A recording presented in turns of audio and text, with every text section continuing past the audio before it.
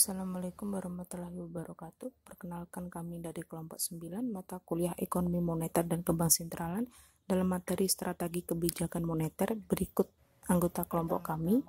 Perkenalkan, nama saya Anistina Saputri, NIM 257.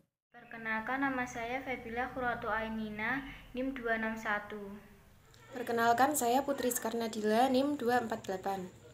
Untuk yang pertama, saya akan menyampaikan materi terkait strategi kebijakan moneter longgar vs ketat.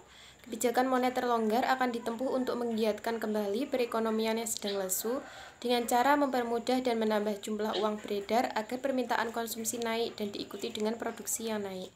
Sementara itu, kebijakan moneter ketat akan memberi dampak sebaliknya, terutama dalam rangka meredam kenaikan harga atau inflasi yang berlebihan, sehingga tekanan terhadap neraca pembayaran berkurang karena produk dalam negeri kembali dapat bersaing. Meskipun dengan kebijakan ini akan berdampak pula pada menurunnya pertumbuhan ekonomi, karena jumlah uang yang beredar dikurangi, yang berarti permintaan juga berkurang sehingga produksi juga berkurang. Materi berikutnya yaitu strategi kebijakan akomodatif vs counter cyclical. Yang pertama, counter cyclical. Untuk memperlunak konjungtur atau naik turunnya perekonomian, pemerintah perlu secara aktif melakukan intervensi di pasar uang, yakni dengan melakukan ekspansi moneter di saat perekonomian menghadapi masa resesi dan melakukan kontraksi moneter saat perekonomian mengalami boom atau laju yang terlalu cepat. Lebih jelasnya, saat akan perekonomian cenderung mengalami resesi, maka pemerintah harus segera melaksanakan kebijakan moneter. Kedua, akomodatif. Pendapat kedua mengatakan bahwa sebaiknya pemerintah menghindari intervensi untuk memperlunak konjungtur perekonomian yang terjadi dan membiarkannya terjadi secara alami. Pendapat ini didasarkan pada pemikiran ekspektasi masyarakat dapat mengalahkan dampak dari variabel-variabel moneter lainnya. Kebijakan pemerintah tidak dapat memberi dampak secara langsung dan segera. Selanjutnya, yang C ada natural rate hypothesis dan rational expectation hypothesis. Yang pertama, natural rate hypothesis. Kelompok ini berpendapat bahwa kebijakan moneter efektif dalam jangka pendek dan menjadi tidak efektif untuk jangka panjang. Yang kedua, rational expectation hypothesis. Menurut kelompok ini, ekspansi moneter tidak efektif baik dalam jangka panjang maupun pendek.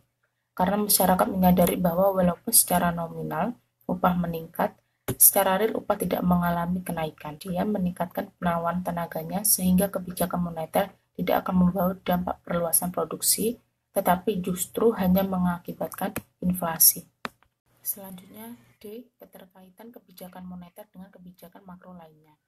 Dalam perekonomian sebuah negara, kebijakan moneter merupakan kesatuan yang tidak dapat dipisahkan dengan kebijakan makro lainnya, seperti kebijakan fiskal, kebijakan ekonomi. Apapun pilihan kebijakan moneter yang ditempuh haruslah memiliki keterkaitan dan mendukung sasaran dan tujuan kebijakan ekonomi makro lainnya. Selanjutnya yaitu pengaruh eksternal terhadap kebijakan moneter. Kebijakan moneter memiliki peranan yang aktif dalam mempengaruhi potensi perubahan atas keseimbangan eksternal yang digambarkan dengan keseimbangan atas neraca pembayaran, serta tercapainya tujuan ekonomi makro yaitu dengan menjaga stabilisasi ekonomi yang dapat diukur dengan kesempatan kerja, kestabilan harga, serta neraca pembayaran internasional yang seimbang.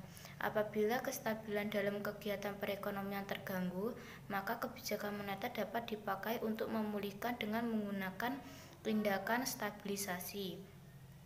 Perubahan pada neraca pembayaran akan mempengaruhi jumlah uang yang beredar melalui perubahan atas uang primer, yang selanjutnya akan mempengaruhi keseimbangan internal suatu negara. Dalam hal ini, otoritas moneter dapat melakukan kebijakan sterilisasi untuk mengurangi dampak atau gangguan ketidakseimbangan eksternal yang akan mempengaruhi keseimbangan internal suatu negara. Sekian dari kami. Jika ada kurang lebihnya kami mohon maaf. Wassalamualaikum warahmatullahi wabarakatuh.